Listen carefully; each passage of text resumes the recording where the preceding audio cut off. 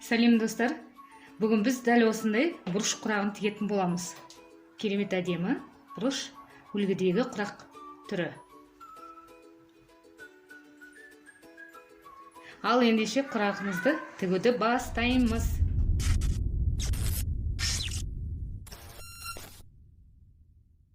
Ол үшін бізге астына қоятын бөз матамызды дайындап жатырмыз. Дәл осындай бөз матаны мен үйде бар кусоктардан істеп жатырмын. Дәл осылай қайырып аламыз. Қайырып бұрыш шығарамыз. Бұны каждый құрақта көрсетіп жүрмін.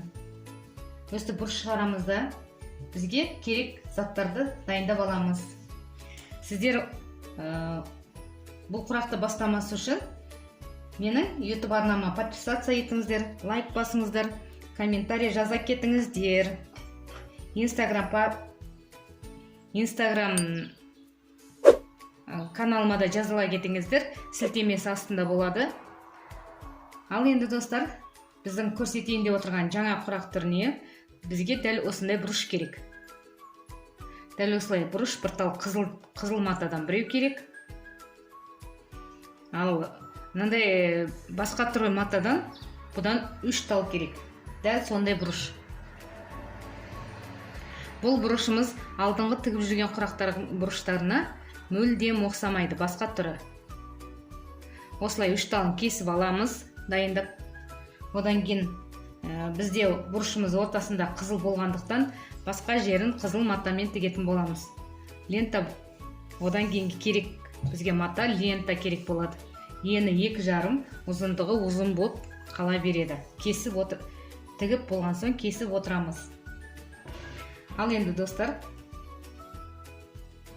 бағана сызып алған бұрышымызға дәл осы бұрышты қоятын боламыз. Енді дәл осылай тігеміз.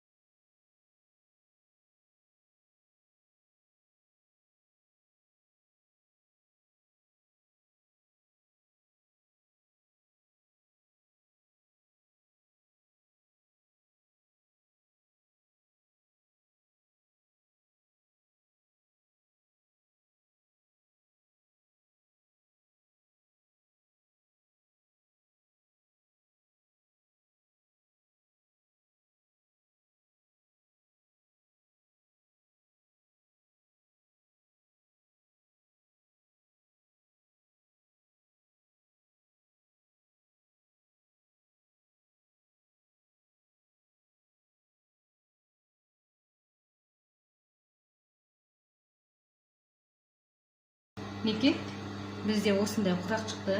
Енді келесі лентаны тігетін боламыз.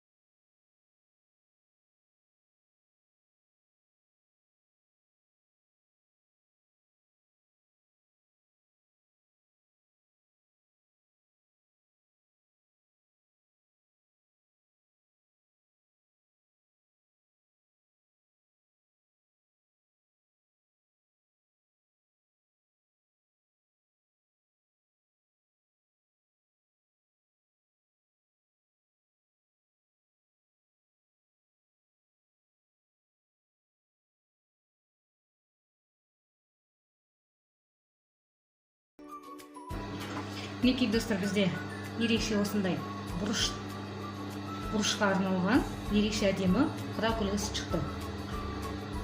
Бір ерекше әдемі, дәл осындай ғып үлкен ғып подушка жасап қойсаңыздар да болады. Екі жақ шетінде дәл осылай құрап, бір-біріне келтіріп, и астына синтефон салып, ішіне, ортасына топ-томпақ бұрыш подушкасы болса да болады. Бұл ерекше әдемі.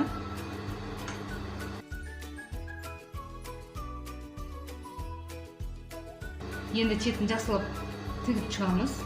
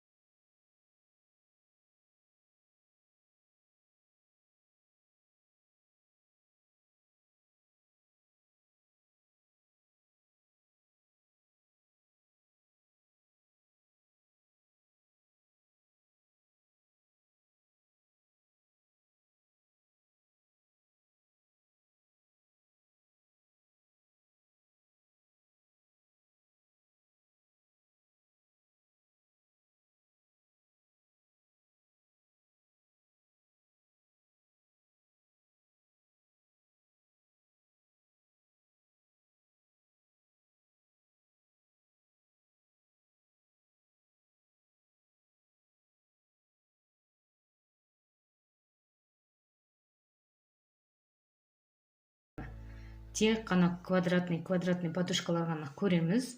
Дәл осында тігуге де болатын. Мен сіздерге тігу жолын көрсеттім, тек қана кішкене үлгісін. Ал мен бұны үлкен қылып тікпеймін, просто көрсеткен үлгім. Ал сіздер өз қалауларыңызша тігіп алсаңыздар болады. Ерекше әдемі бір бұрын кісілер тұмар ұқсатып үшбұрыштық тігіп алған ғой. Тігіп алып ішіне оқылған нелерді салып омырауларына тағып жүретін. Дәл осыны бұрыш қылып ішіне синтефон салып подушкаға мен дивандарға қойса өте ерекше әдемі құрақ үлгісі. Жақсы сау болыңыздар. Кімде-кім менің YouTube арнама подписаться етіңіздер, міндетті түрде подписаться етіңіздер, лайк басыңыздар, комментарий жаза кетіңіздер. Instagram парақшамның сілтемесі астында болады, міндетті түрде жазыңыздар. Мен айтпақшы сіздерге айта кетерім, мен TikTok'та аштым. TikTok каналыма да жазыла кетіңіздер. Ол жерде қол өнерден неше түрлі тігілген ручная работаларды көретін боласыздар. Жақсы сау болыңыздар.